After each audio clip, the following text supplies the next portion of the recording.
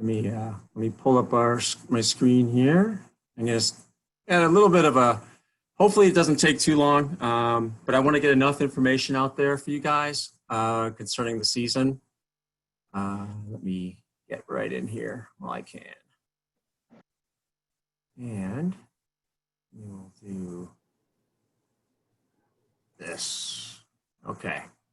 So, just want to welcome everybody. Thanks for taking your time on the day to join us. I know it's a beautiful day outside. It's getting better. I was out there a couple times. It seemed pretty warm. Didn't seem very humid. Just in case you don't know me, or if we never met, my name is Steve. You know what? Mike, can you mute everybody? You got that? Sorry about that. We got it? Okay, so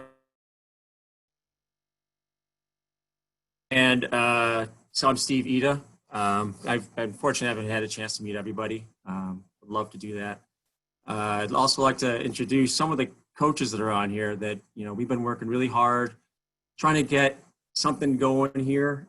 We haven't been just sitting on our hands.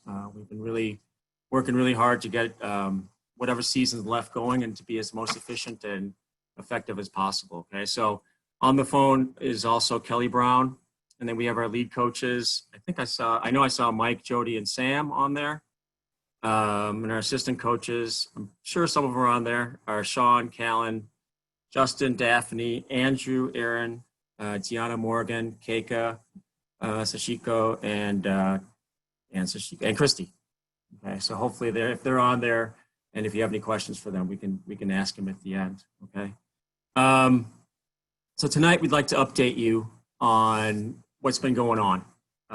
It seems like, from your standpoint, I get it. It seems like there's a lot of nothing going on, but there's been a lot of things that go on, and things just kind of start and stop, and we really want to get this season going as much as you guys do. All the coaches miss your swimmers, and we miss the energy that they provide. When we see them during the dry land, it's a blast to see them. For those that take part in the dry lands, we have fun with them. It seems like they're very receptive to it. And I forgot how long we've been doing this, but boy, they've made some great leaps and strides just over the dry lands, and it's gonna pay big dividends when we start getting back in the pool, as long as we kind of keep that going. So just starting off today, when we start everything, and even before I go into when the season might start and all that, our main concern, and always will be the rest of the year, and probably for the foreseeable future, who knows how long this is going to last, is safety. Okay, so we're trying to stay as safe as possible. That is our main, and right now, our only concern. Okay. So we want to make sure that our adherence to our COVID procedures and policies, which we'll show you in just a bit, is for everybody that's in your house, everybody that's, all your relatives that are not in your house. I have a 86-year-old mom that I do a lot of things that prevent me from a lot of social things, because I don't want to visit my mom and be the one that gives it to her. Okay? It really means that much to me. And I think for the rest of the coaches as well. And, following these procedures and policies, it's also keeps us healthy, the coaches. It sounds selfish, but we're kind of on the front line here. We're going to see hundreds of kids kind of coming in, and we're going to be in contact with them, all the time. So if they're healthy, we're healthy. If we do the right things and everybody does the right things, we'll be okay, right?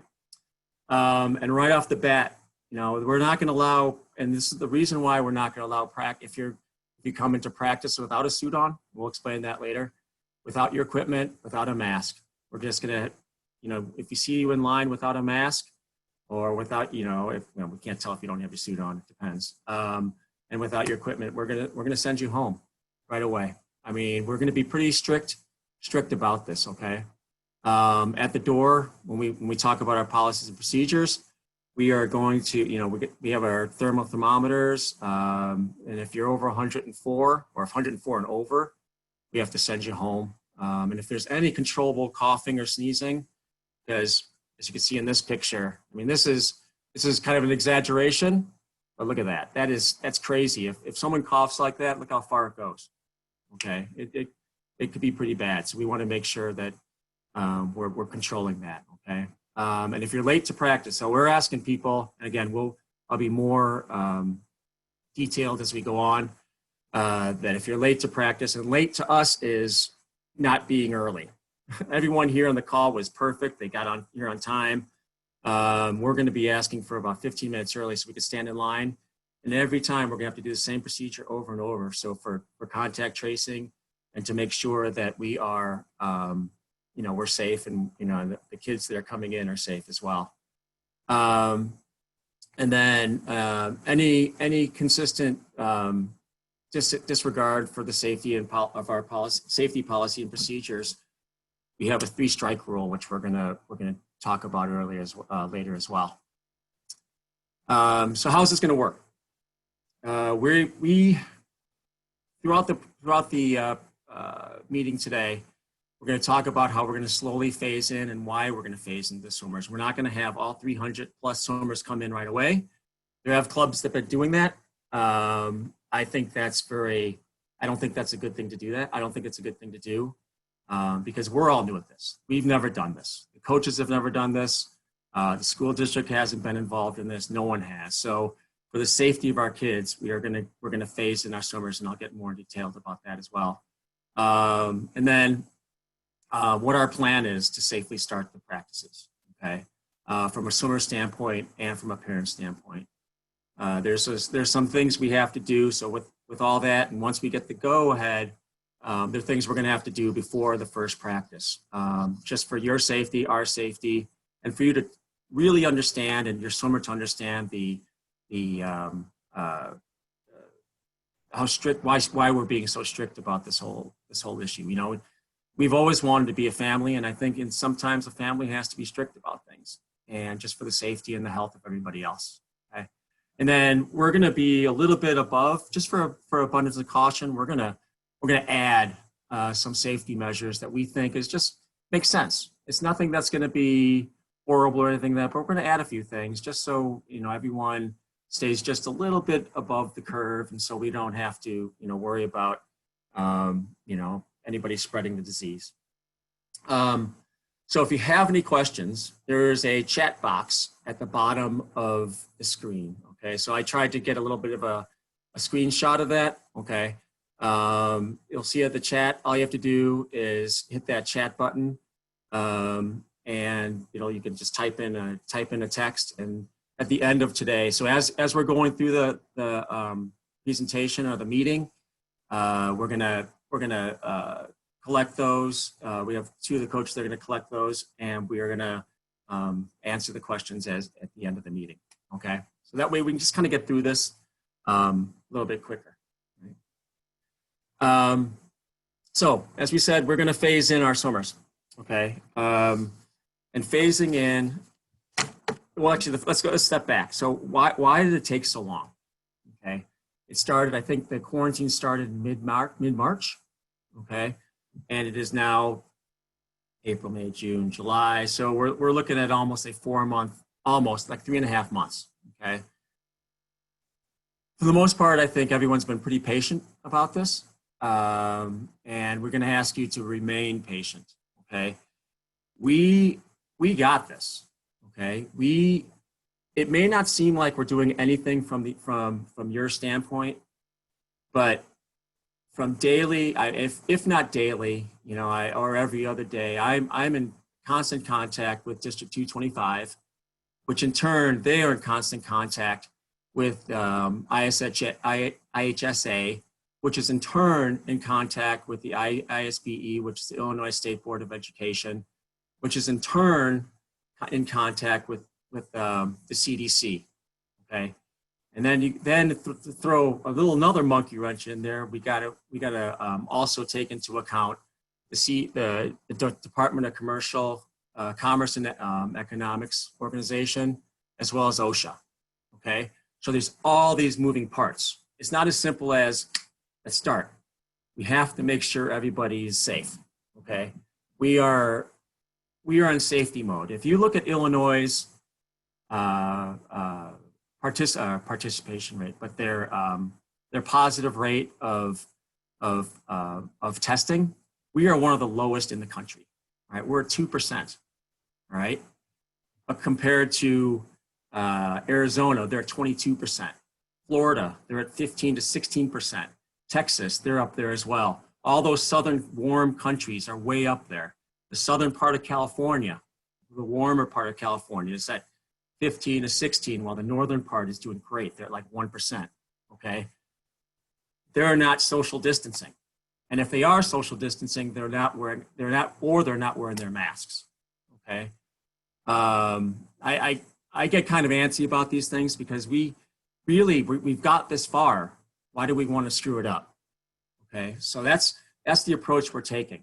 Okay, and along with, when you see with the registration and everything like that, we are really, you'll see that some of the documents, and we'll go over some of those, that we need you to truly understand everything that's in those documents. So when we go forward, we'll be able to, practice safely, and we won't have to stop. Okay, there are some states that are stopping now. They're rolling things back. Arizona had their pools open. Guess what? They're pulling them back now. Okay, which is going to hurt the universities out there, which is going to hurt the high schools out there, and everything. We don't want that to happen in Illinois. Okay, so as we go through this, we have we're going to phase them in 4 phases. Okay, my cute little thing, 4 phases, 4 safety. I thought that was going to be. Anyways, that was my little cuteness part of this. Not a very funny guy like that. So before we even get to that point, what we had to do was yesterday we had a staff meeting where we were COVID educated. So in other words, how it's transmitted, all the things you've heard about, everything you probably already know about, but we had to make sure that they're aware of it and what we're going to do during our practices, how that's going to be implemented. Okay, so we're going to take all the precautions necessary. We have kits that are going to be both GBN and a GBS that Kelly put together. They're loaded with gloves, they're loaded with masks, they're loaded with everything, disinfectants, everything you want. Tomorrow we're gonna go to the pool. We're gonna put everything up, so when we're ready to open, we're ready to go. Okay. One other thing before I forget is that, because it seems like everything's taking so long, we have to be careful. Okay. Now, I let everybody know. I let the district know. I let anybody who needs to know the facts of what's going of our club. Okay. Why I think swimming is probably one of the safest sports potentially out there, and why aren't they letting us do it?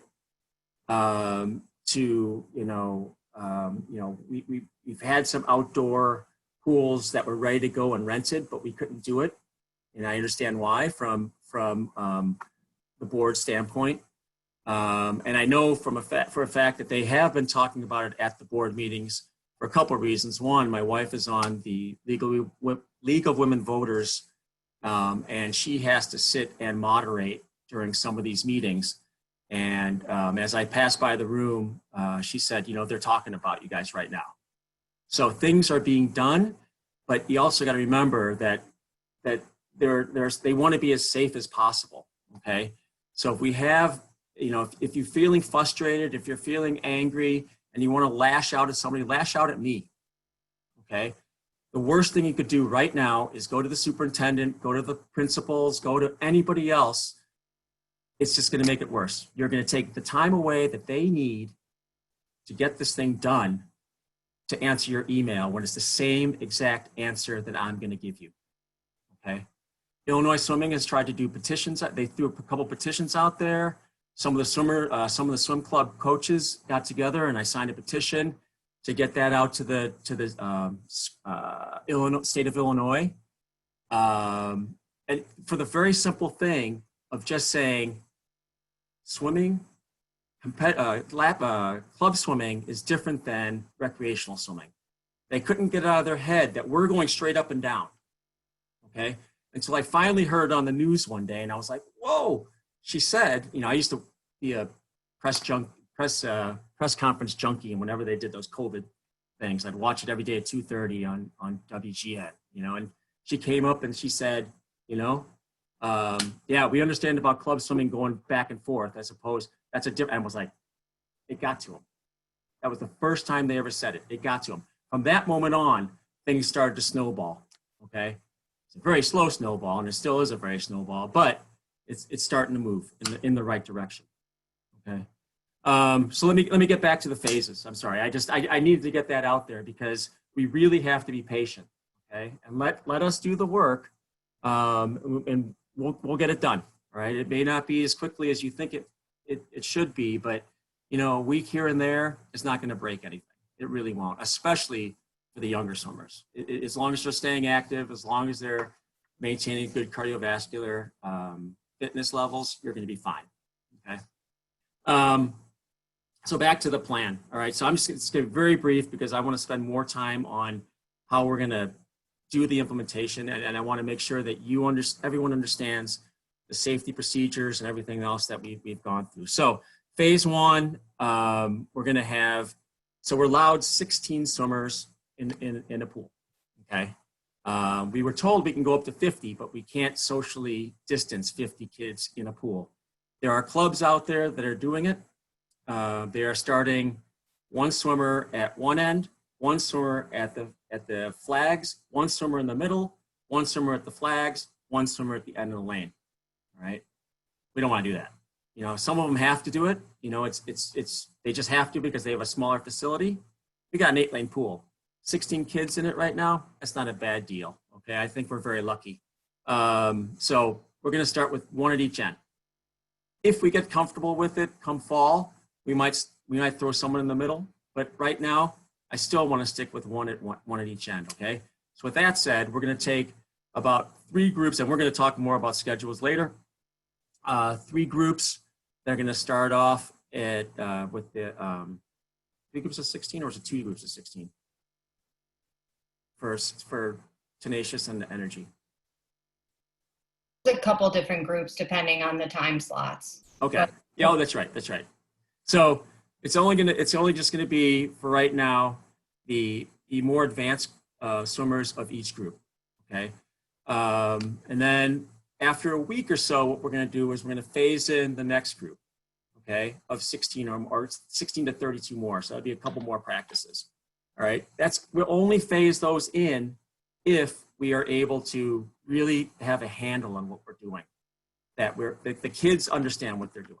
Okay. The kids can go in and out the doors. You'll see how, the detailed way we're going to have kids go in and out. Okay. Where they're going to place their bags. If it's a free-for-all, we're going to stall it. All right. We're going to make sure that everyone gets it. The next group's going to come in, and then, the next phase is going to come in. And if they get it, then we're going to move on. All right. But if we can't get together and people are not adhering to the policy and the procedures, then we're going to have to shut things down, or in worst case scenario, we'll have to excuse you from the team for a little while. Okay. And we'll explain that later. And then we'll continue to go, hopefully, week by week. That's the ultimate goal, is every week we'll have a different phase, okay? So we'll let the first group in the first phase. We'll add some groups in the second phase. We'll add a little bit more in the third phase. And by the fourth phase, we should have everybody in. There might be a few left over that we could potentially get in, depending on, commitment levels of other swimmers. But at that last phase, we're also thinking now, originally, you were told that potentially the 10 U's would not be swimming. There's a chance that we might get them in for some clinics towards in August. Whether school starts or not. I think high school starts in like August, so we'll have to kind of play it by ear, depending whether whether the younger swimmers have to go to school during the day, or if it's going to be e-learning or whatever, and we'll have to work around that as well. And during the practices, very briefly, what we're going to do is, since it's not going to be a lot of time, we're just going to work on the habits. This is a perfect time to do that. There's no rush. There's no reason to train hard, especially for the age groupers, okay? Because there's really not a meet. Your first meet, potentially, you know, I don't think there's going to be any meet there won't be a meet in July. There won't be a meet in August. I doubt there's going to be one in September. I really don't think there's going to be one in October. I think the earliest we're going to have a meet potentially is November. Okay. So why not build, this is a perfect time to build great habits. Okay. Whatever it is, you know, training wise, kicking, especially technique. Okay. You want to make sure that that technique is there and ready to go so that when they start to move a little bit faster, then they're doing it correctly and more efficiently and more effectively. Okay. So with all that said, we're going to continue our philosophy of doing IM work, you know, working on great turns, because now we're into short course. We really don't have to worry about long course anymore. Okay. We're into our short course season, you know, we're going to turns, starts, turns. Well, we can't do, actually for a little while, we may not do doing starts, and we'll explain that in a minute too, but the turns, finishes, all that good stuff. All right. We can get down right now. Okay. So the season we hope to last, and we haven't had confirmation on this. So whenever the season starts, we're hoping it lasts. We're going to have it last until about September 2nd. Okay. That is the Wednesday before the Labor Day week. So we can get like a 5-day weekend. The coaches just kind of get a deep breath, and then we'll restart up again on that Tuesday after Labor Day. Okay. Right into it. Okay. The good thing is, if you have any high school swimmers, girls swimmers out there, hopefully there is a high school girls season. You'll be literally able to roll right into the season. Okay. In the past, some of you had to take a 2 or 3 week break, if not even longer, before high school season. You get out of shape and you had to restart your engines again. Okay. So in this case, you don't have to worry about that. Right. I think that's going to be huge for you guys, for the high school girls swimmers. Again, and if anybody has a question about that, I have no idea whether they're going to have a high school girls season or not. Part of the reason I'm just going to explain to you, you know, why we aren't going to have the 10 unders right now. 10 unders tend to be, you know, we have a lot. First of all, that is our biggest group. Okay. As a swim team goes, we always try to make it like a pyramid. Okay. So our biggest group, our base group, are our 10 and unders. Okay. 10 under age groupers. And then as they go up, you know, as they get older, they start to find other things they want to do. And as they get older, the commitment levels, I'd rather hang with my friends. And then you got those that really want to stick. Okay. So from the 10 unders, we have a boatload of those, a pool load of those. And we thought, and talking with other clubs, that keeping them physically distanced is just going to be policing all the time. Okay. Now, I know that some of the kids are going to be great. I get it. You know, we're going to be in lanes. I absolutely get it. But it's not about inside the pool. It's about outside the pool. Okay. Remember, the chlorine basically is going to kill everything that's in the water unless you spit it at someone's face. And but that's the key. We don't want to have to police them as they're coming through, going to practice. Also, from a coaching standpoint, and I know Jody and her gang, they tend to work with the swimmers and physically touch them in order to get their arms going in the right place. Okay. Can't touch them. Okay. And that to us is a very valuable tool to use for the younger swimmers, and for us to try to explain it to them and not be able to get as close as we want, because we still want to keep that distance, would be very difficult as well. Okay. So we decided that, you know, if we did something, potentially it'd be more of on a clinic setting. So it'd be a lot safer. And the clinics, most likely at that point, we might be able to, oh yeah, the other thing is the parents coming in and out, parents are not allowed in the pool or in the pool deck. So if we're in the small pool at GBS, they would have to walk all the way from the parking lot, okay, to the small pool, find their way down the hallway to the small pool, staying socially distanced the whole time from all the other kids that might be coming in and out. We just thought, you know what, let's just not do it. It's not going to be safe right now. So hopefully that answers a lot, but if not, we can answer that going forward. Okay. what's the next one? Okay, so now what we're gonna get into is the meat and potatoes of our policies and procedures for mitigating if not trying to mitigate all the risks of the COVID virus and of spreading it. Okay, in and out of the pool. Okay,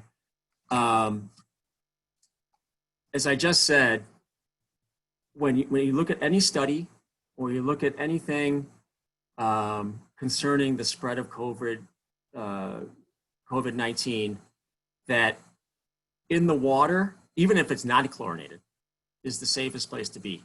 Okay, you can't spread it in the water. The only way you can spread it is whether you get it on your hands and you touch something on your face, your eyes, your nose, your ears, your mouth, whatever, and it gets inside you, or someone breathes it on you. But we're going to be, the way we have it stationed, and Sam's going to show you, we're going to have one in each lane. The lanes are 7 feet apart. And if you're in the middle, guess what? You're socially distanced. Nothing's going to happen. 2, when you're in the water and you're breathing. Now, so the argument that I got, and I don't think they still understand it. The argument I got for them is, well, if they pass each other, they're not going to be socially distanced. I said, yeah, if they breathe on each other, are they going to breathe on each other? No. Where their head is at is literally about this far away from the water. Some of them are this far. I get it for the breaststrokers, right? And that's the other reason why we can't do it for the little kids as well, because some of their stroke technique, if their head is way up here, there is that potential of potentially spitting water at somebody. But when you get a little bit more advanced, you know where that head should be, and it's a little bit lower, and you're able to. And so basically, you know, we're worried about the droplets, right? The droplets that come from the mouth or the nose.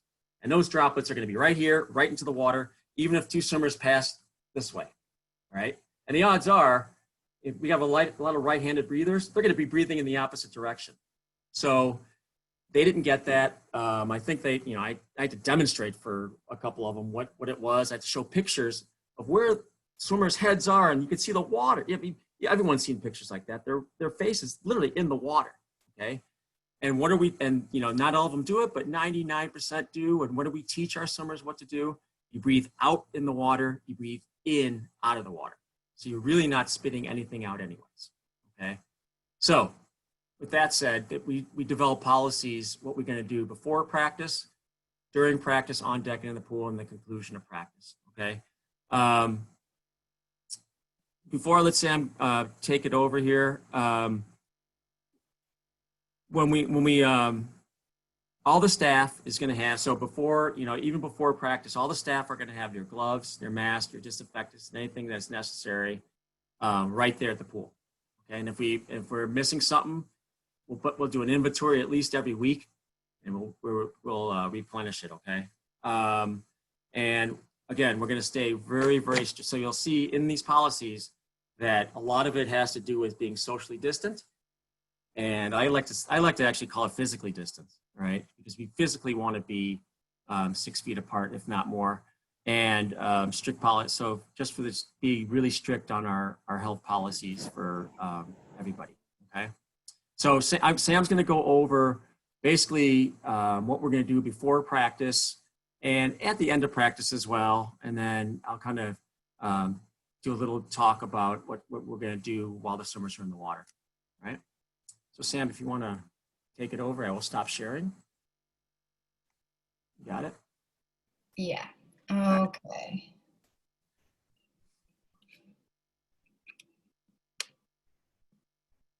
Let's see. Can everyone see my screen? Or can the people that have their things not muted, Steve, can you see that? Okay. Yes.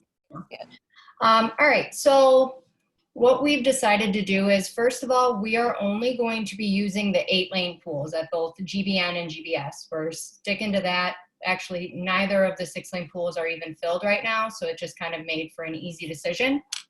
From there, what we're going to be doing is we're only using 2 doors, and that is going to be the entry and exit depending on your practice. So we have our first door that's going to be group 1 door, kind of by at GBN is the map I'm looking at right now. It's by where we have that desk, and then they will line up outside by those windows.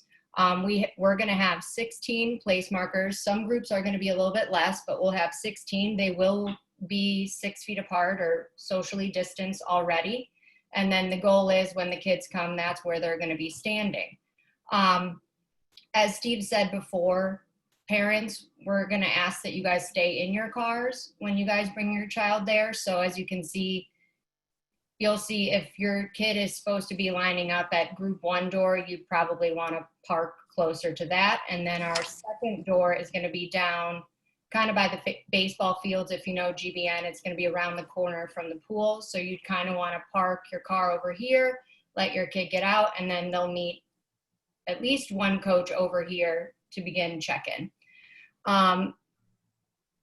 When they're in their check-in, once they start to come in, which is again super important, why he said to be there 15 minutes early so that we can start that process. That's where we'll be doing temperature checks and asking those basic questions to your swimmers. You know, have you been in contact with anyone else? Have you traveled anywhere? All those things, which I think we have examples of later.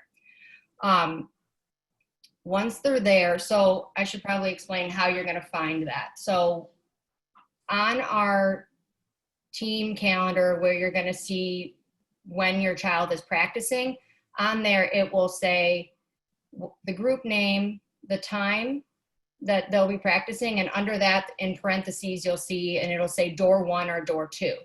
So we're going to be staggering it. So if you're the first practice that day, you're typically going to be lining up outside door 1. Okay, so then we can get you guys all set up. If you're ever at door 1, you would then walk in and put your stuff down here in a designated spot by those windows. So you're only staying on one side of the pool with your stuff. The next practice would go to the other door so that they really should never even be in contact with each other, especially with like a 10-minute gap in between. So they would start lining up 15 minutes before, and then when it's their turn to be let in, they would walk in, and then they will have a designated spot by the locker room side. So that's that first part where they shouldn't be in contact with anyone from the previous practice. Once they're in the pool, which they're going to be wearing a mask the entire time, once they're in the pool and they have their stuff, you know, bags set up, equipment's ready, we have then split them up into their assigned lanes and sides. So, you know, Susie will know, okay, I'm lane 3 and I'm on the side by the blocks, and that'll just be every practice, that's where she's going to go. So half will be moving towards one side, half will be moving towards the other, and that's pretty much their lane assignment the entire time, which will correspond with their spot outside of the pool when they're in the waiting area as well. We'd like the swimmers to wear their masks up until they're about to get into the pool. So, I mean, maybe if we want to even have swimmers have like a plastic baggie and they could put their mask in that before they get in so that it doesn't get all wet. I know I have one that I wouldn't want to get all wet. And then once they're done with practice, we'd like them to put them back on as they're going to go grab their stuff. Once everyone is set to go, we're going to go back in our line and then have everyone walk back out the same door that they entered, and then parents will pick them up. With this being said, a lot of this is going to be on a structured time. So like Steve said, 15 minutes early and then getting picked up at the end of practice. So if your child's practice is done at 10 a.m., be there at 10 because we're not allowing them to change. So they should be very quick getting their stuff and then leaving. So we're just trying to minimize the amount of contact kids can have with us and with each other. So that part needs to be a little bit quick. Did I miss anything? No, it sounds okay. I got my little list. I don't think so. But yeah, so hopefully this is pretty structured, and the kids will pay attention. I have faith in our guys that they'll understand where they're supposed to stand and keep their hands to themselves. Yeah, I agree. I mean, so these will be not only posted, we're going to have, just for the beginning, we're going to have it where we'll say who's going to be in what door. We'll see a schedule. We'll see a schedule soon. We're going to look at a schedule today. I think we were, right? Yeah. And then it'll show you which door you're going to enter in, and we'll have a little list. I'm pretty sure the first time there might be some confusion. That's we want to make sure everything's okay so we can keep rolling through this, right? So when they're in the pool, so out in the getting to the pool, that's part of the issue. Sam was saying that we're gonna stay 6 feet apart. The coaches are gonna stay 6 feet apart. We were talking about it the other day, with the rest of the coaching staff, and a lot of them had some great ideas as well, is that when we are actually physically taking temperatures, the coaches, for example, it's going to be hard to stay 6 feet apart. So we have to make sure that we are, the one that's taking the temperature is really being vigilant from a coaching standpoint, taking that, because we don't know whether he or she, remember they always say, just, suppose, you assume that someone has it, all right? That way you'll be safe. Okay. So we're going to have other things that are involved in the pool, and we're going to get in a lot more detail when we see some of these documents, are the rules of conduct by the swimmers. We're going to have them actually be able to, understand what we're trying to do. Okay. How we're, why we're being as vigilant as we can, as possible during practices. Right. One thing that we are going to do is, when Sam was saying that we're going to go in and out of the pool, when one group leaves, they're going to be on the other side of the pool the whole time. Okay. So, and when the other group comes in, they're going to be on their side. Right. So when group A leaves, then we're going to have 1 or 2 coaches actually disinfecting the side. Okay. So that when we have another group that comes in, it's ready to go. Right. So we'll not only disinfect the side, we'll try to get as much of the starting blocks, any surface that is potentially touched by the swimmer is going to be disinfected before the practice, before the next group comes in, and then be ready to go. Okay. So again, to be as safe as possible, they're going to be wearing masks up until the point where one of the coaches says, "All right, let's go to your lanes." All right. The other thing is, I don't know if she mentioned it, but water bottles, have full water bottles when you come in, because we're not sharing them, and we don't want to have to go up and touch the water bottle. We'll have gloves on, but touch the water bottle and bring it over to the drinking fountain, because we're not going to allow anybody to go to the drinking fountains. Okay. But just so make sure that if you think your swimmer is going to drink more than one bottle, have them have 2 of them, but make sure you put their names on them. Okay, everything has to have the names on it. And bathrooms are, again, only for emergencies. Okay, because every time that a bathroom is used, we have to go in there and clean it up. Okay, and we don't want to have to do that all the time, right? Sometimes swimmers want to use the bathroom for more of a rest than actually using the bathroom itself. So that has to stop. Because we won't be able to coach. We'll be custodians, and we'll have to stop practices, just to clean the bathroom. Okay. Again, unless it's an emergency, we'll use that. We'll let them use that. Okay. And when the season does start, we have there's going to be a letter that goes out. Okay. Sam, can I have the. Thanks. So a letter will go out, and let's see, you're right there. Yeah. Okay. A letter will go out, and I highlighted a few of them, and that's a lot of it is self-explanatory, but the main thing is the designated doors coming in and out. They want that to happen. We already had that taken care of, right? The 8-lane pools, we are going to have 2 per lane, except if there are relatives. Okay. Now, the relatives have to be the same level of swimming. Okay. So, for example, you can't have one that's in energy and one in tenacious and ask them to be in a tenacious group or an energy group. That doesn't work that way. Or even even if it was like tenacious 1, 2, or 3, we don't want a lot of that switching going on. Okay. But if they're and then we have a few in the upper level groups, So we're able to actually have 18 in the pool because there are two siblings that are in there that are the same experience level swimming wise. So so you might see that sometimes there's going to be more than 16 in the pool. Okay. We're going to have as many coaches as we can on deck. But again, if we have 16 in there, we're gonna probably limit it to about 4 coaches, and then maybe 1 or 2. And Kelly's going to help out definitely initially to help at GBN to help around the pool. Actually, before I forget, GBS wasn't up, and so the GBS one basically, if you're familiar with GBS, one group is going to enter from the side closest to the playing fields. The other side is going to open up. The other side is going to be the entrance where the maintenance department is, where the loading dock is. So those are going to be our 2 entrances and exits. One side towards the locker room with the bags. The other side where the windows are. We store the bags. Okay. So that's very simple. I mean, it's easier now that you've seen what GBN is going to do. Okay. And then again, you have to be in your suit. You don't have your suit on, and if you want to change it in your car, that's okay. All right. But we can't let you change it in the pool or in the pool area. There's no locker rooms. Okay.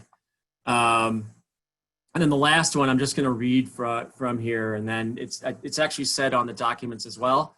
But if a coach or a swimmer becomes infected with COVID, they should remain isolated at home for a minimum of 10 days after the symptoms onset, or until the feverless are feeling well.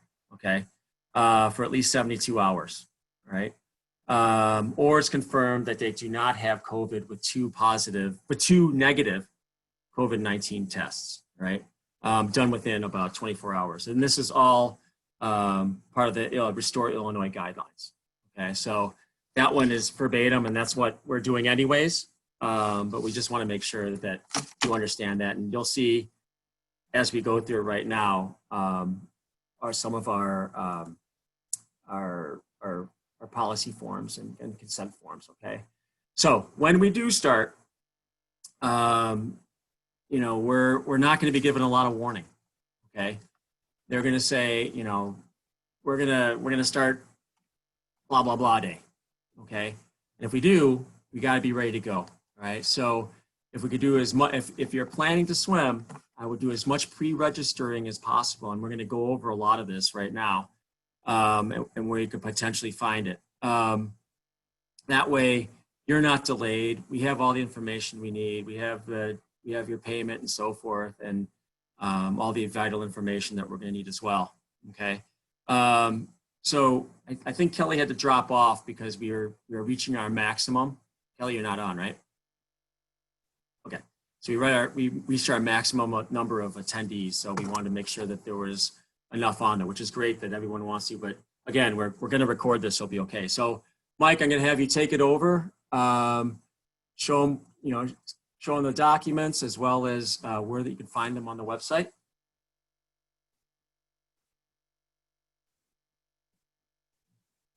And you could first unmute yourself. That would be nice. Nice. Hi, everybody. Sorry about that. We've only been doing these. I was reading your lips. I understood everything you were saying. Yeah, we've only been doing these for months. So I think probably just the easiest way is to just pull up the website itself and let you guys just kind of take a look at what we've set up for you to try and make it as easy as possible. I tried to make it relatively simple and easy for you guys, just a quick little checklist going through each item as you go through. Okay, so give me just a second here to share this up.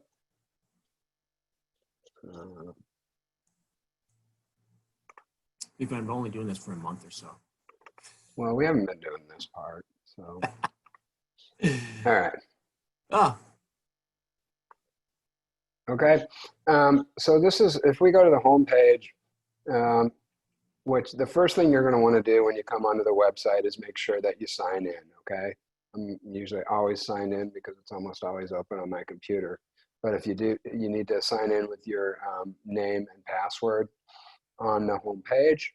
Then what will then occur is that will open up different tabs that don't show up unless you are signed in. Okay, so if you just take your pointer and hover it over news, in this case, this is where all of our COVID stuff is. There are different subdirectories under the news tab that you can just, by hovering over news, it'll bring those up. You can just scroll down to them. And what I did for you here was just put in a pre-practice checklist that has all the different items. I gotta get rid of this. There we go.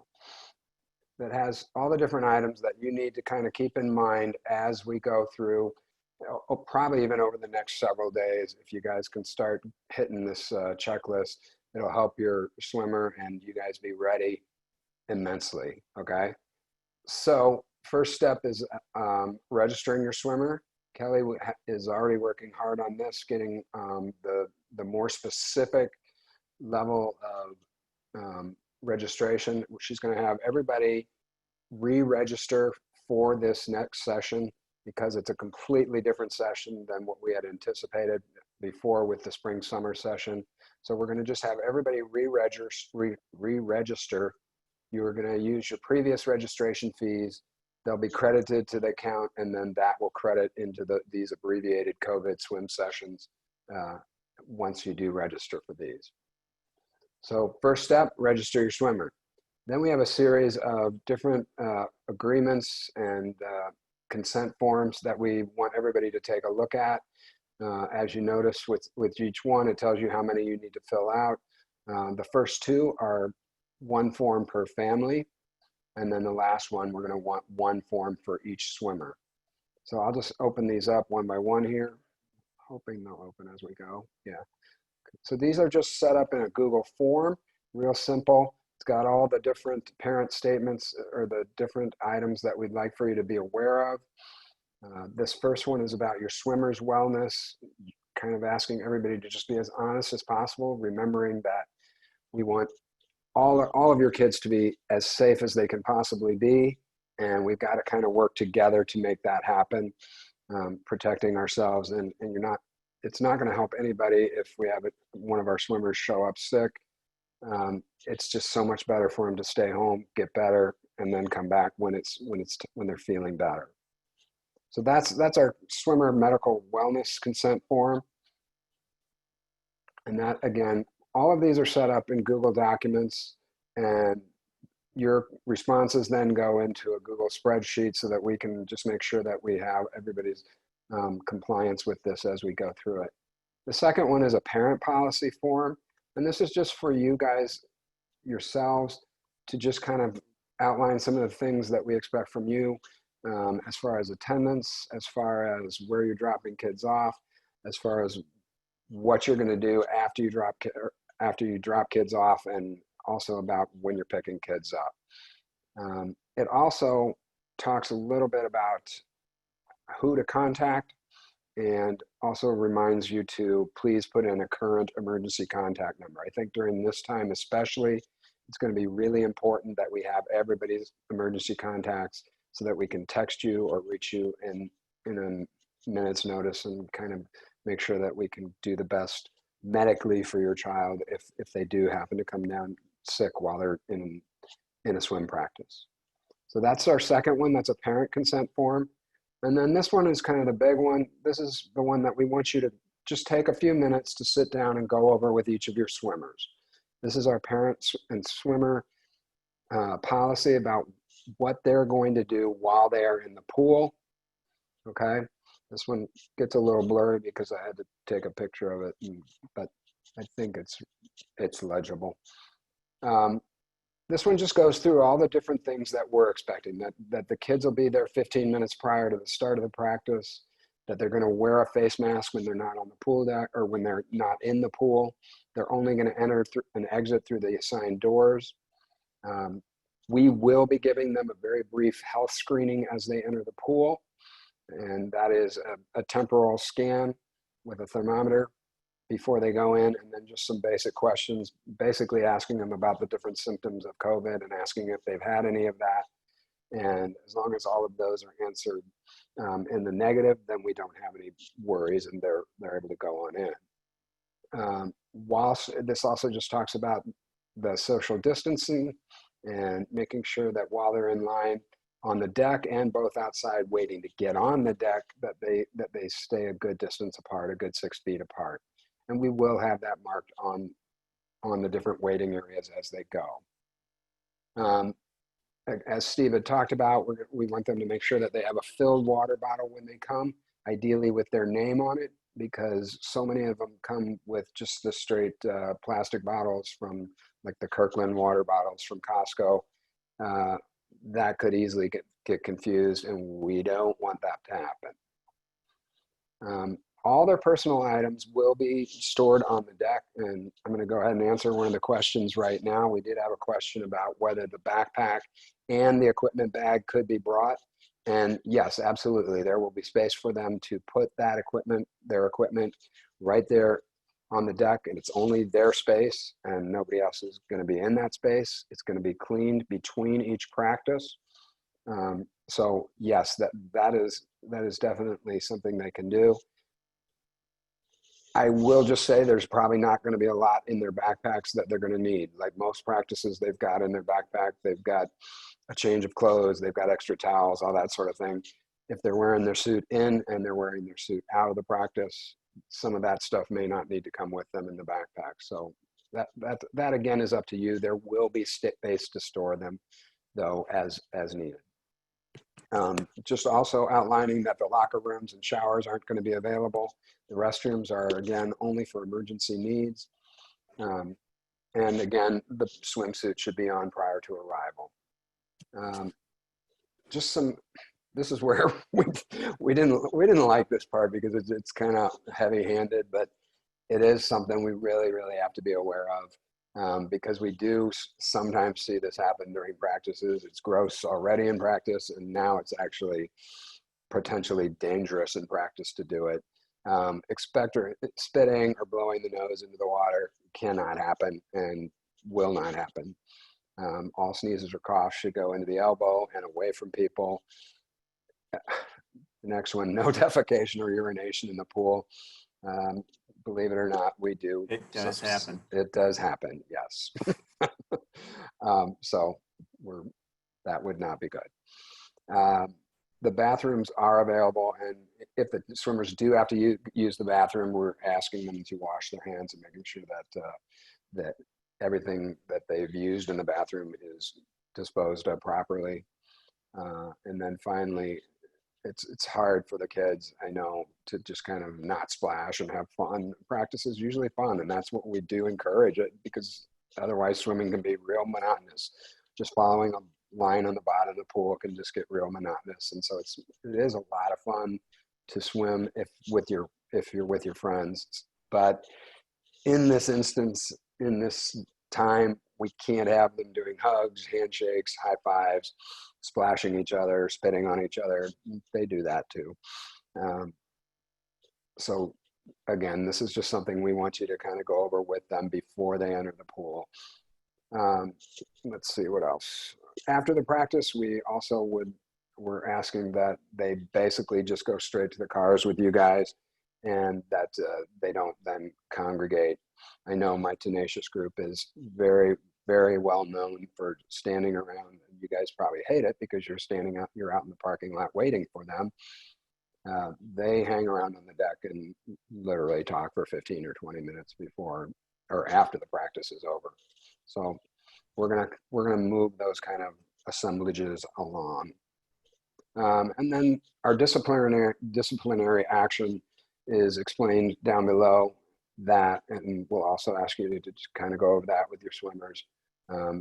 If any of those personal hygiene or social distancing, protective And face masks. I think it's more the social distancing and the purposefully spitting or coughing on someone. Everything else is pretty much, we just don't want it to be more on a purposeful basis. Right. And so this just outlines the steps we will take if we have that kind of incident popping up. I don't think it's gonna. Yeah, I don't either. So that's step 4, I believe. Yep.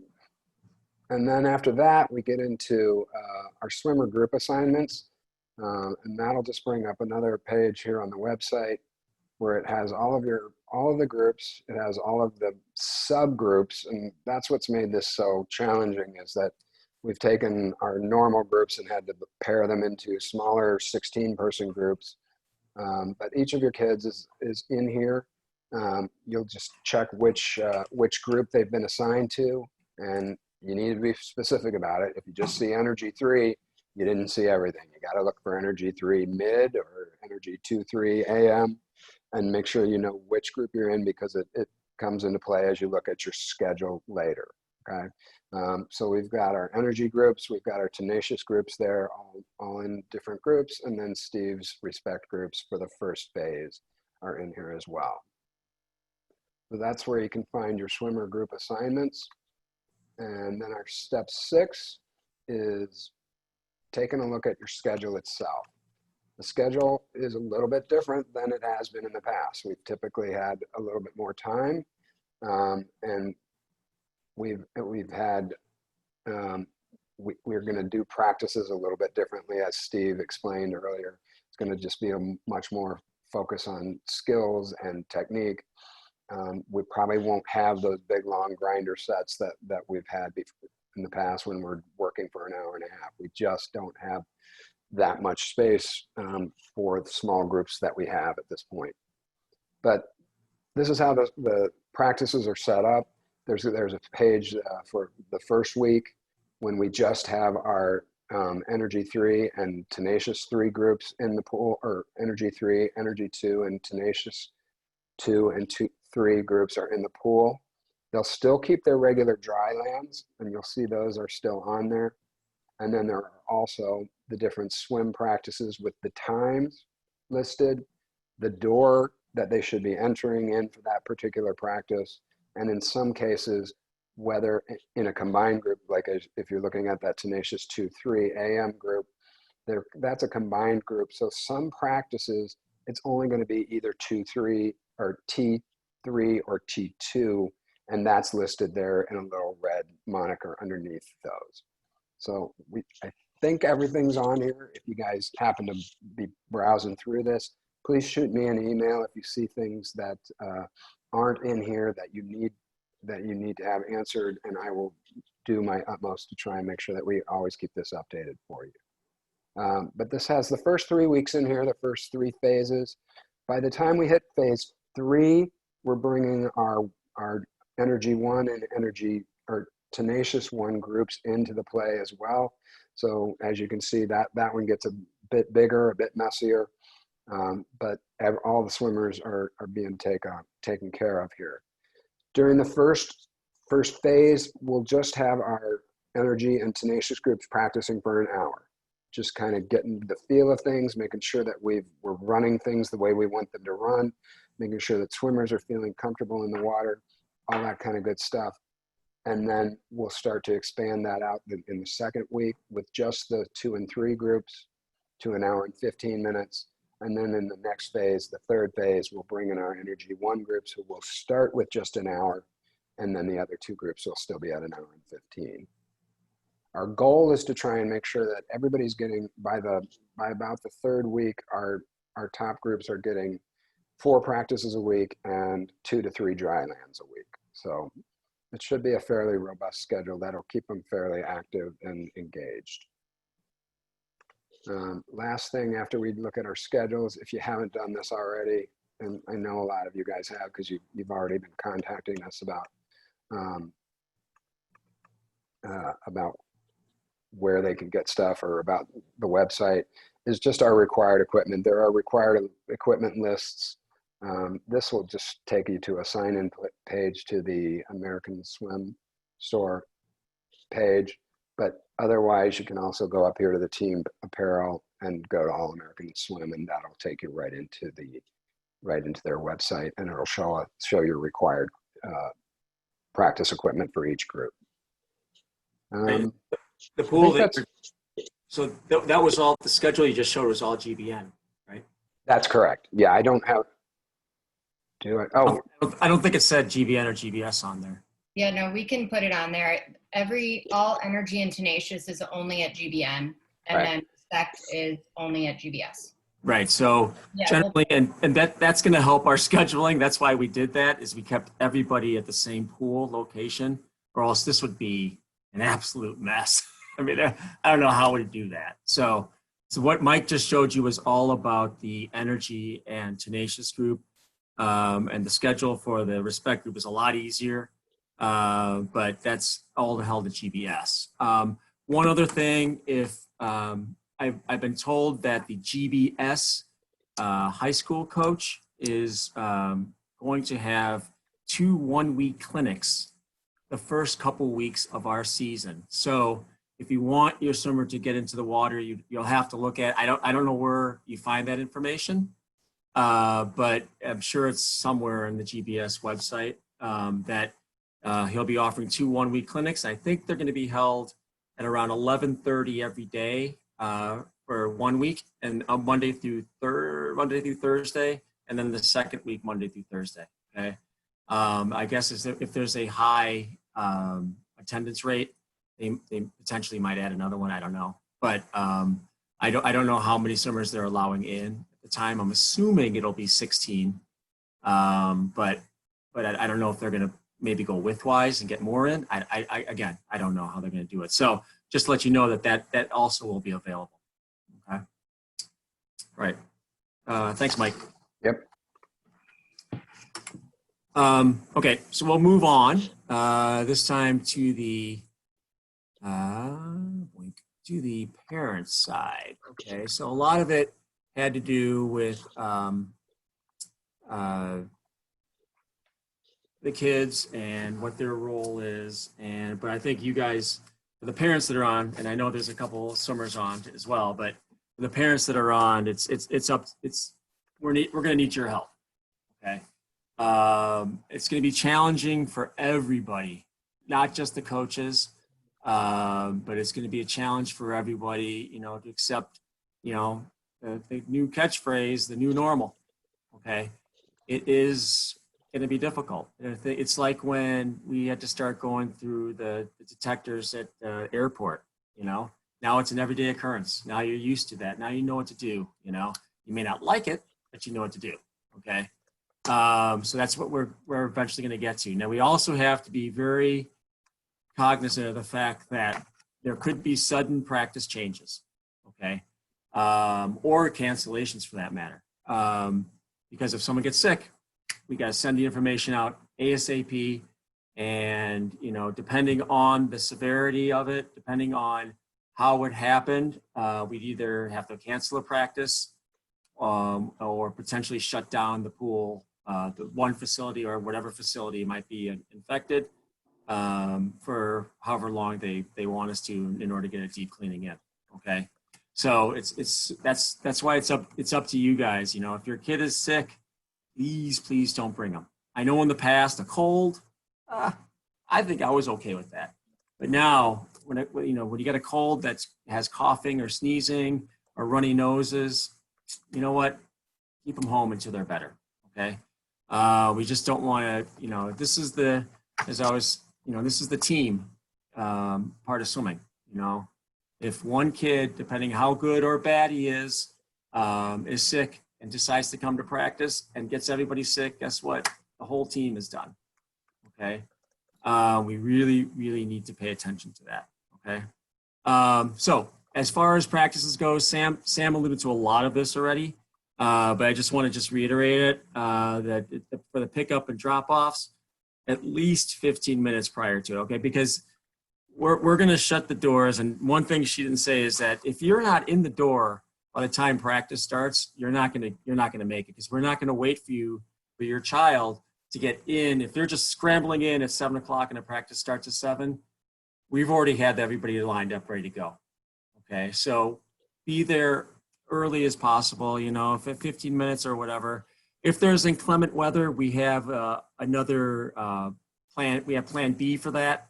So we'll let you know, and we'll probably put some of those big signs, those real estate signs out there saying, you know what, we're gonna enter through this door. We're gonna sit in the hallway door. It'll be pretty self-explanatory, but we do have a contingency plan just in case it does rain, or they can also stay in the car, okay, until they're ready to go, all right?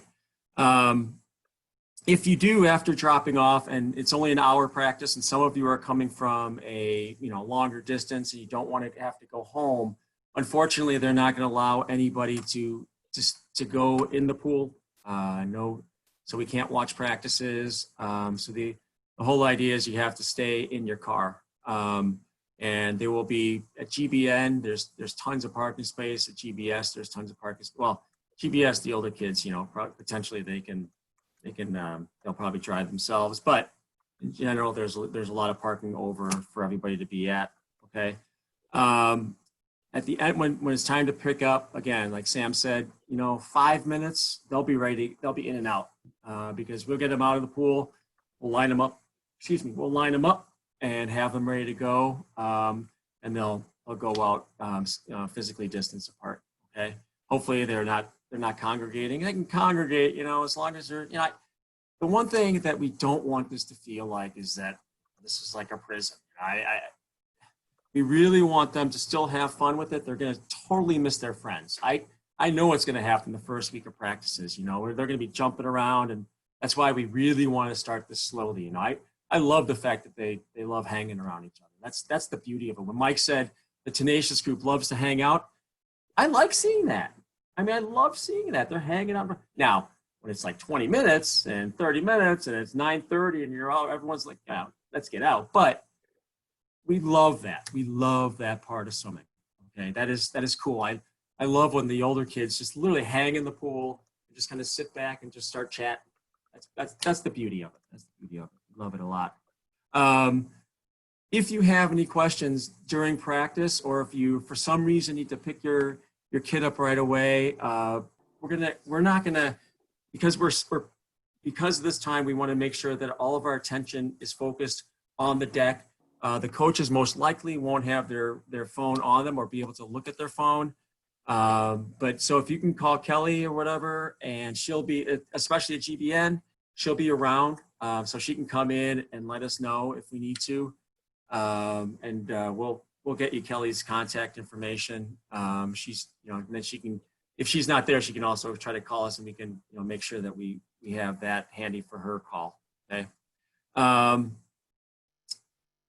If during practice your swimmer gets sick, we have to put him in a separate room away from everybody else, and then we'll immediately call you. Or for some reason, if they, happen to violate one of those policies, we'll have to call you. So please, please, please have your, check your cell phone number that's on the website, because it's the only way we can contact you if that is valid. And I know I sent out a text today reminding everybody about this.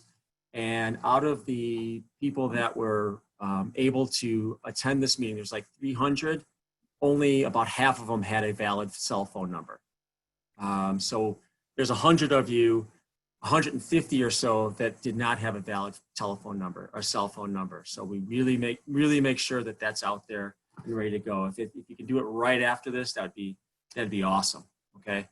And then one other thing, I put it down here just because it's something that we will be asked, and we know it's a pain, because you might have multiple swimmers on the team and you have to go back and forth. But during this time, unfortunately, we can't do that. We can't change for practice groups. We spent a lot of time putting these together. We know what the skill level is and what their attendance in the past has been. We have to keep them the same. Okay. Now, if someone pulls out of that group, there's a potential of us, moving you in there. But other than that, the 16 that are there, or the 14, whatever, they are going to stay in that particular group. Okay. And sorry we have to be so restrict about that, but that's what we have to do. Okay. And then this is the above and beyond piece of what I was talking about before. We really want to make sure that, the policies that we have on there and the documents that Mike put on the website are vital. And there might be one more, okay? That might be coming from the district, according to my sources, that there might be another one. And then I've been asking for the past couple months, just trying to get these documents together and making sure that we had all of our, T's crossed and our I's dotted and all that good stuff. And one of the questions I asked is, do you guys have a policy? Do you have any policies that we can use or we can copy or whatever? And they said, we're not that far yet. So I said, you know what? Screw it. We're going to make our own. Okay. So that's what we did. And I'm almost sure that everything that we have on there is going to be pretty much similar to what their waiver and their policy might be, but just be aware that that might be out there as well. I don't know if we could eventually do that. I'm hoping we could do that electronically instead of having paper, because I think it's going to be so much easier for everybody. That all you have to do is just sign it, boom, and good, we got it. We don't have to worry about your kid losing the form, which happens a lot. And it's on there, it's recorded and ready to go. Okay. Again, we're disinfecting after each practice, and then the school, whether it's GBS or GBN, will do another cleaning after all the practices are done. Okay, so we're going to be as strict as possible at getting all that stuff cleaned up. Okay, and then we just have to be very careful about our health before practice. All right, that's up to the parents and up to the kids to be very honest. I know a lot of them, again, want to be at practice, want to be with their friends, want to get better, but let's think about the marathon instead of the sprint. Okay. And as well as during practice, right? What's the health of everybody? We're all going to keep an eye on that as well. Okay. And then as I stated before, that contract, that's why this just came out. So that's why things change again. This contracting COVID was the same thing as I just read here. And this came out a little bit later. So, we were kind of ahead of the game in terms of what we wanted to do. And they just followed up and said, you know what, that's something we want as well. Okay. Again, no equipment sharing, label everything.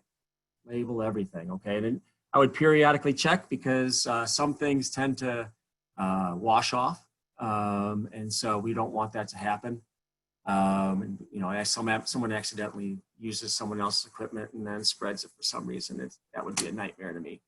And unfortunately, no birthday celebrations. And that to me, and when I wrote this down, I'm like, oh man, I am Scrooge here. You can't even have a birthday celebration anymore, So, and we can't bring any treats either. Okay.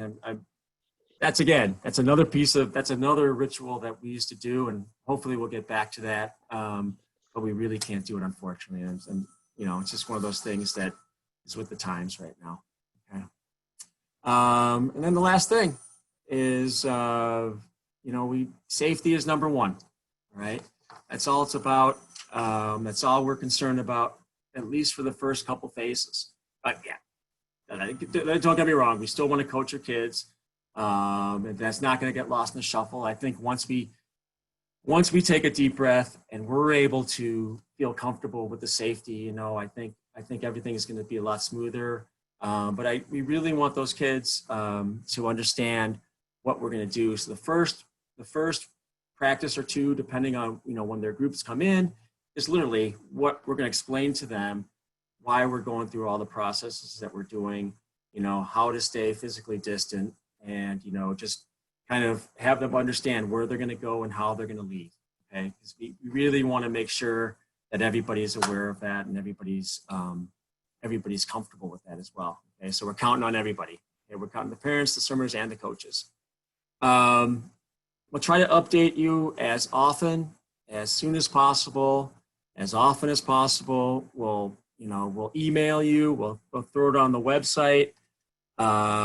We'll call you on your cell. So make sure you update that cell. I personally think that's the easiest way, because most everybody has these things right here, and you pop it up and boom, it's on there ready to go. Okay. So, yeah, so, when you get a chance, again, while you're checking your emails, or I'm sorry, while you're checking your cell phone numbers to make sure they're valid, there's a way to verify them too. So you want to do that as well. That you can go in and you can, fill out the forms and be ready to go if you're gonna swim over the summer. Okay. So Mike and Sam have been collecting some of these questions from our chat group. You guys want to? I think we answered some of them already. Mike, unmute yourself.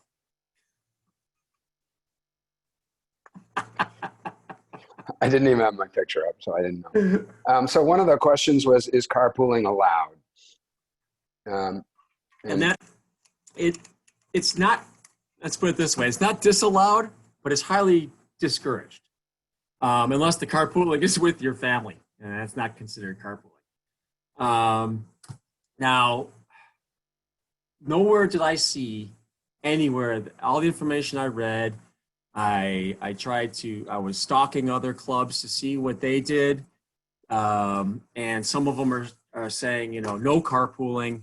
But none of them have ever, there's no, the CDC, they really haven't talked about carpooling. If you carpool, please be safe.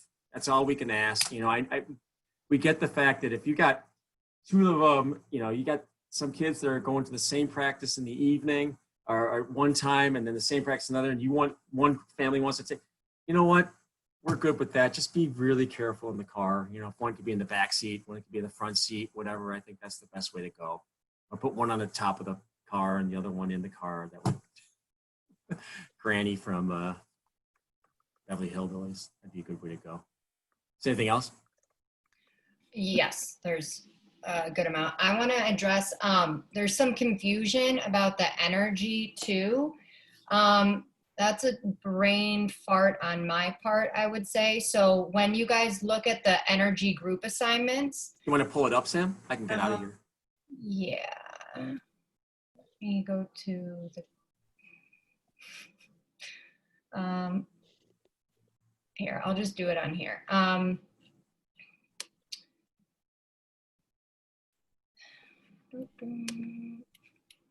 Okay. So on this screen that you'll see, this is just where we did the edit for it because I don't want to waste everyone's time of me going to our website, but where it had said energy to midday, it's actually supposed to be energy to AM, which will be the same as the schedule that you're looking at. So there was confusion because on one it said energy to mid and one it said AM, it's AM. So if you're following the schedule that's on our website, you're following energy to AM. Mid doesn't exist for energy to. So I know we had a couple questions about that, which we'll change it on our website, which will go along with what the schedule actually says, which is AM. So yes. Did you, Sam? What? Oh, I hope not. No, she's there. Okay. So yeah, that was one of the questions that.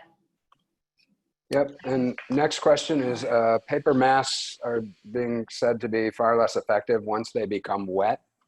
I think Sam brought up a good idea about the baggies, and perhaps we actually get a thing of those from Costco or something to make sure that we have, so that people can put those masks in there, because we really do want them to have the mask on until they get right behind the blocks. But I do agree with that. I think that's a good point. Got the next one, Sam? Yeah. Let me. Well. Yeah, we answered that one. Yeah.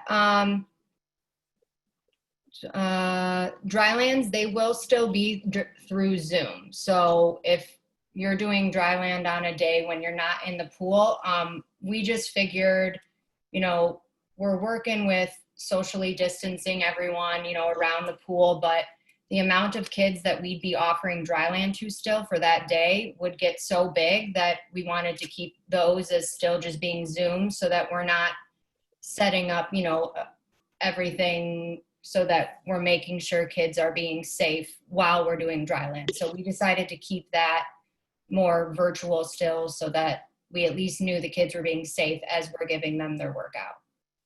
Yep. And then Steve, this one is going to be for you.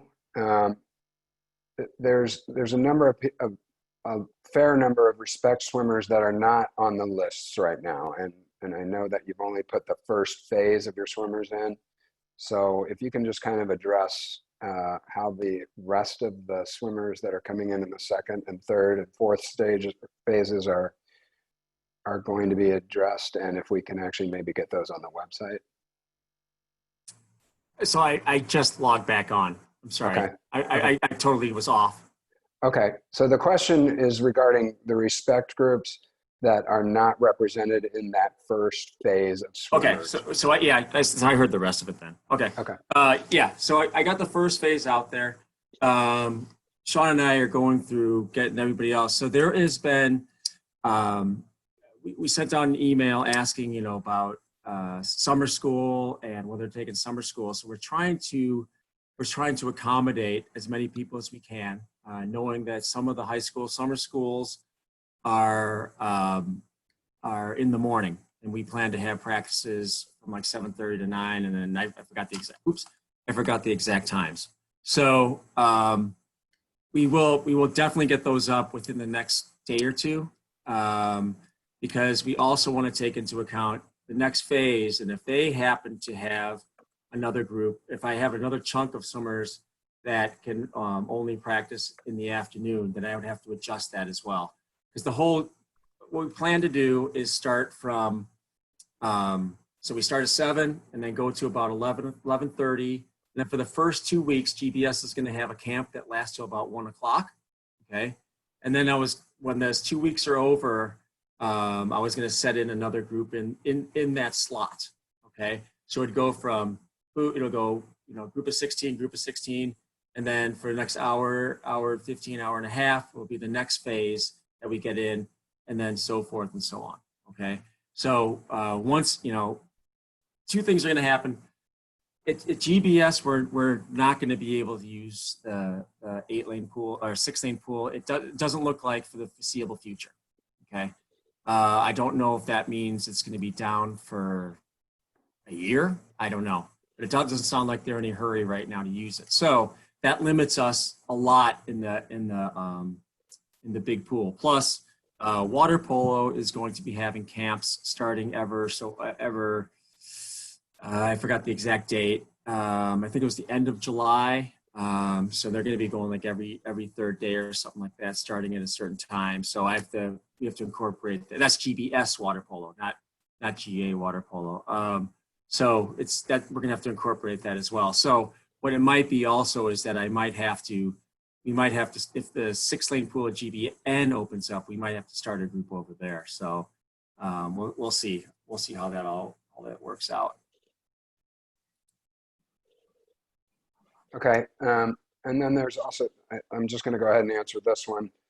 Just asking which pool they'll be at. And I think we had spoken about this earlier. For all of the respect groups, all of the respect practices will be at GBS, Glenbrook South. All of the energy and all of the tenacious groups will be at GBN, Glenbrook North. Okay. And then there was also a question about why there are mixed colors / swimmers within the groups for energy and tenacious. And the goal was to try and maximize. That's when we sent out our questionnaires to you guys, we asked you for which group, which time of day was most convenient, or which times of days you could attend the practices. And then based on that, we put together groups of 16, ideally with people that were pretty homogenous as far as skill is concerned. And so we have 2 different colors in there because one might be for energy 1, or might be for energy 2, and then the other might be for energy 3 swimmers that are in the same group together in that particular practice. So in a couple of places, we have some practices like T2 and T3 that are combined, and some energy 2 and 3 practices that are combined as well for different sessions throughout the day. Jody, are you still on? Unmute yourself, Jody. I'm here. Okay, then we do have a question. When do we anticipate having the 10 and under start swimming? Yeah, I think since we have spoken about this a couple of times with the coaches meeting, and I think running through these phases and seeing how they are going in each step with the age, the levels, that we're hoping, what is it, August 3rd is the Monday? Yeah, I think Is so. probably our targeted date. That way we know every level, how the process has gone, and how these kids are going to be able to, hopefully by then, is there an ease up with the COVID? Is there going to be another, I don't Spike. know, spike? Thank you. It's giving everybody time. It's going to be nerve wracking with those young kids. It makes me nervous a little bit just with the process of getting in and out of the high school and just their knowledge of what they need to do behavior wise. Okay. And time commitment. I mean, we're kind of squeezing everybody in. It's going to be tough. Yeah, without that GBS pool. Without the GBS 6-lane pool is hard. Okay. And by then we can also check on, sorry, Mike, No worries. Flick and Old Willow. Okay. And then we had a question about the RISE groups. The RISE groups, unfortunately, will have to wait till the fall. There's no way that we can accommodate them during these summer sessions with the amount of space. And we will have tryouts for them once the fall rolls around to see if they will fit into one of the groups, or if they might then we might have to refer them to lessons or something like that. One more question that was asked, and maybe Jody, you and Steve can address this more. I don't even know. Are bike racks available at the schools? Yeah, that was a good question. I saw that pop up and I wrote it down. They're available. I know at GBS, a lot of them just chain them to the trees that are out there. But yeah, that's a good question, and I will ask. I don't know the answer to that.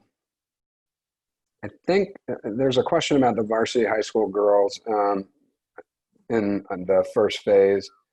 I think I'd like maybe that question to just be addressed directly to Coach Steve, if we could, please. Yeah. I'm not sure. No, I was going to say take it offline. Okay. Yeah. Go ahead, Sam. Whoever asked that question, please just email me or text me. Someone had asked about Energy One being on the first 2 weeks. I think while we're figuring this all out, we just kind of wanted to gradually get our higher groups in. And then once we have everything figured out and we can offer more practices, then we would get them in, which is why we have them in starting the 3rd week and then moving forward, adding another practice or whatnot for them. But we just figured while we're still figuring all this out, we didn't want to overload and have every single group back yet. So it's in that phased sort of thing. There was a question about the dryland practices. Yes, we've been doing dryland practices since the middle of April. They are on Zoom. We send out an email every day about those practices. For the E1s, or at least for Tenacious and Energy, they're meeting 2 to 3 times a week, and there's an email that goes out that morning to give you the link for those. If you are not in those Energy or Tenacious groups, or if you're in Respect, Steve also has Drylands, but I don't think he has that going to everyone. I'm not sure. No, we do not. We had it going to about 45, 50 stores, and we generally get 25 to 30 on a good day. And so the other ones, we encourage them to just stay active. But when we get to the new schedule, hopefully it's very soon, then we will start offering that online as well. Okay. People are asking about how to register. That will be opened soon, and I believe you would just get the email reminder with a link, and you guys would do Right. your. Yeah, it's the Right. same as always. It's going to be the same as always. It'll be that same registration platform that we always use. Kelly's just finishing up the registrations, the registration groups, so that everybody can be accommodated. I think that's all of this.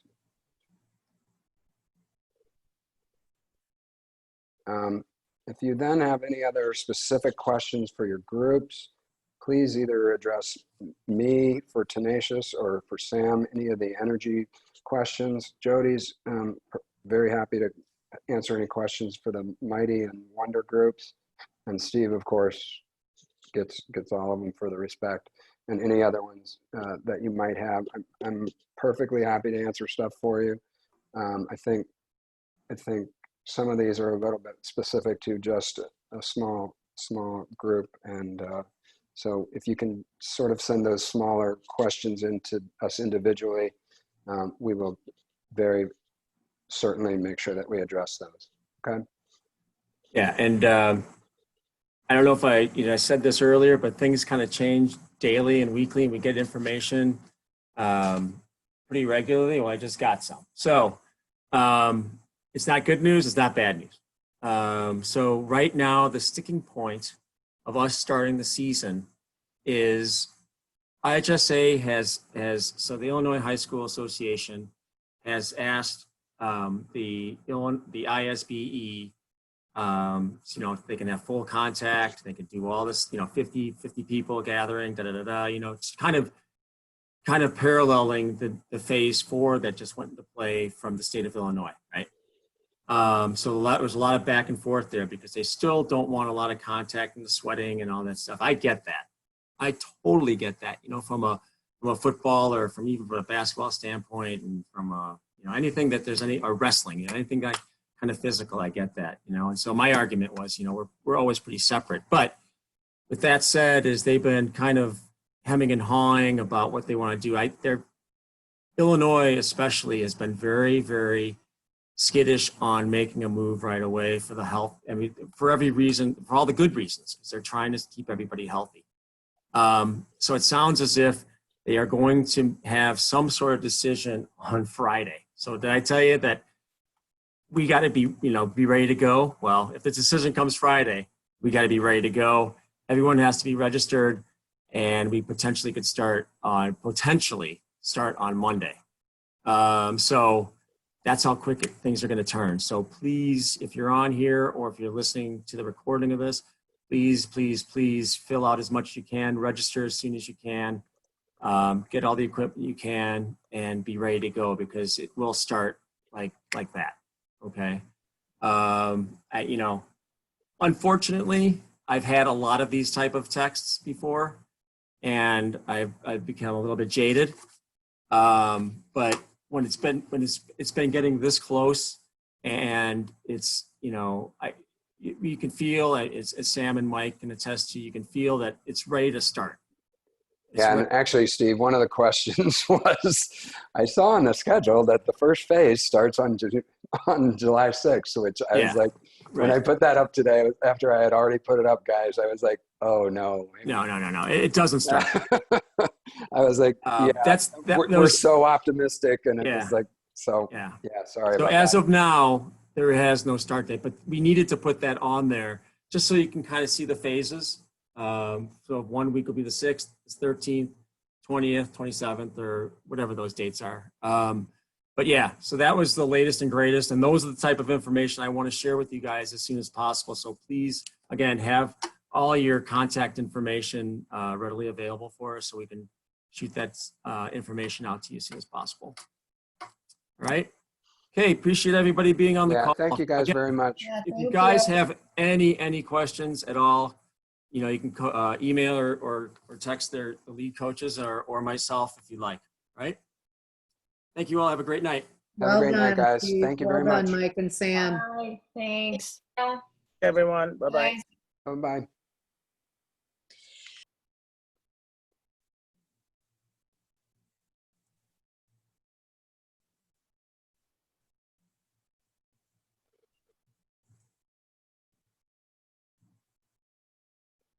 So quiet. I know. I'm looking at, okay, because Parrot is still on there. I know.